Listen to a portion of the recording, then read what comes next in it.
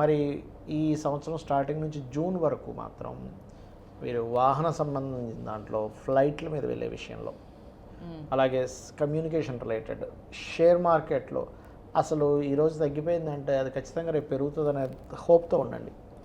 అయ్యో ఇంక తగ్గిపోయింది, ఇంక పోయింది అనుకోవడానికి లేదు. ఎంత డ్రాస్టిక్ అంటే మీరు నా లైఫ్లో చూడలేదు ఇంత ఫ్లక్చువేషన్ అనేది చూస్తారు. అసలు ఎప్పుడు చూడలేదండి, నేను పుట్టినప్పుడు నుంచి చూడలేదంటారు, అలాంటివి చూస్తారు. ఎందుకంటే దీని ఎనర్జీ డిఫరెంట్గా అయింది. షేర్ మార్కెట్ కారక స్థానాలు ఇది బుధరాశులు. ఇంకోటి ఏంటంటే మనకి ఎప్పుడూ రానటువంటి 3 గ్రహాల కలయిక వచ్చింది 2026లో. అలాగే పోయినసారి దానివల్ల చాలా ఎఫెక్ట్ వచ్చింది. అండ్ మనకి చాలా సంకేతాలు జరిగాయి కదండి 2025లో కూడా. చూస్తే ఆ గద్ద పూరి జగన్నాథ్ ఆలయం మీద వాలడము ఒకసారి కాదు, మూడోసారి అయింది. మొన్న 5వ తేదీ కూడా వాలింది. సో ఇవన్నీ ఏంటంటే గద్దకి ధ్వజానికి వాడడానికి ఏమిటంటే మనకి రామాయణంలో కూడా ఇలాంటి సంకేతాలు చూపిస్తాడు.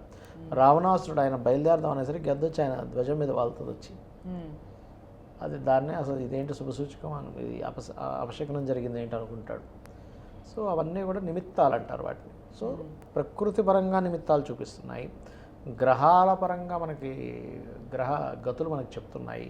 కాబట్టి ఇవన్నీ కూడా ఏం చెప్తున్నాయి అంటే ఖచ్చితంగా యుద్ధము మూలంగా కొన్ని దేశాల్లో ఉండే సామాన్య ప్రజలు, యుద్ధంలో పార్టిసిపేట్ చేసేవాళ్ళు మొత్తం కలిపితే శాస్త్రం చెప్పింది ఏంటంటే 7 కోట్ల మందికి ఇబ్బంది వస్తుంది అని చెప్తుంది.